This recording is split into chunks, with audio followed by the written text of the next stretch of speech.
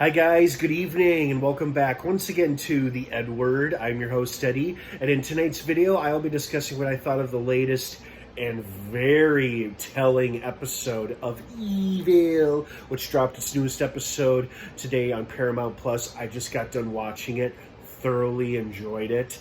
You can feel like I hate to say it, but you can feel the ending encroaching on us. Is that a word? Is that a term? I think it is, yeah.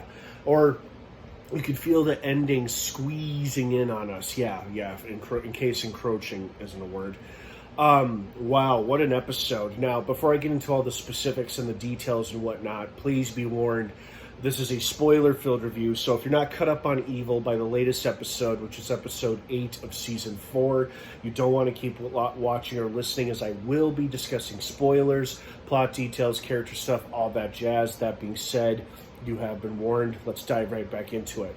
So first and foremost, Cheryl is trying to do right by her family and thwart Leland's plans and had little baby Timothy baptized. And thanks to Sister Andrea's ability to see demons, she could see the child for what he was, or what he could have been, I should say. Now that he's been baptized, is he still the Antichrist or just a regular baby? We don't know yet. His second baptism, done by Leland and his followers in his apartment, seems to have worked or gone well, because they unveiled something that, of course, they're all in awe of, but we, the audience, didn't see. And then the episode ends. So, did the baptism in the church work or not? Or did this unholy baptism, where they cut their hands open and the blood dripped around them, work after all? We don't know, but it does make you scratch your head and raise a few eyebrows, doesn't it? Made for exciting television, that's for sure. God, I laughed my ass off when Leland saw the baptism certificate, and then he cuts himself on it and yells out in pain. Oh God, it's funny seeing him in distress. It's so satisfying too, considering what an evil prick he's been since the beginning of this series. Oh man, I hope his world just gradually continues to crumble and fall down around him, but we'll see before the show is out. So instead of getting a case like they normally would, this episode was still quite supernatural, but it was more about something happening to one of our core characters, in this case David. The remote viewing thing, he thought he was being distracted by this random family and this guy who was troubled by the death of his son, and he was contemplating murder-suicide, killing his girls, his wife, probably the dog too, and then himself, because they lost their son in a car accident. Terrible tragedy. And David's like, well, if this isn't real, if this is some temporary distraction that's keeping me from my actual remote viewing, I need to find out. And so then the whole episode becomes them trying to determine, is what David's seeing real?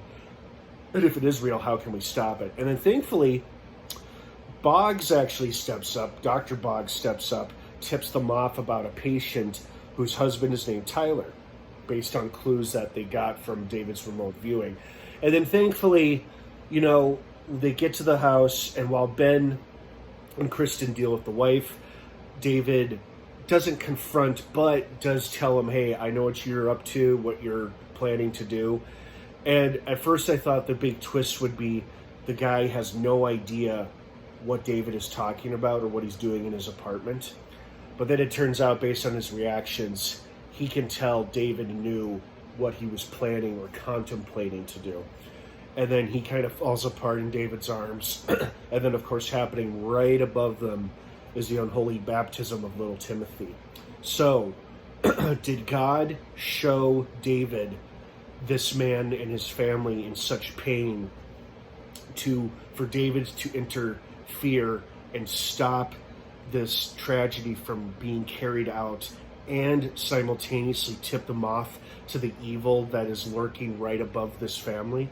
Because it feels like we saw all the little items that the other priest showed David in their little white room about the things that he needs to look out for his remote viewing. And all those items were in Leland's apartment. Now, will the team put 2 and 2 together? Who knows? But it does feel like things are getting really serious now with both baptisms of little Timothy.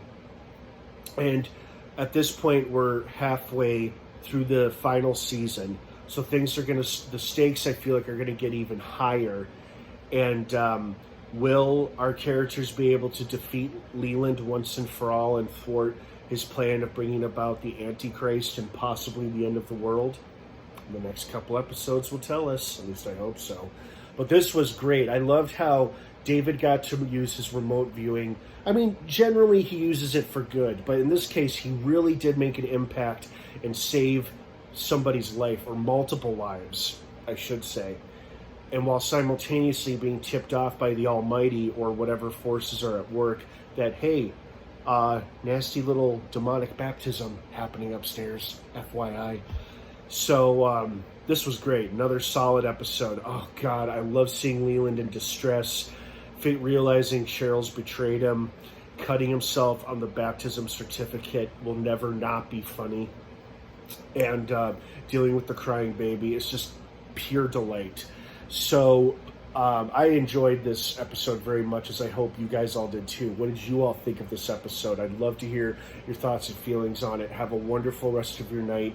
Evil drops new episodes every Thursday on Paramount Plus. Have a great rest of your night. Thanks again for watching. And of course, until next time, may the Force be with you.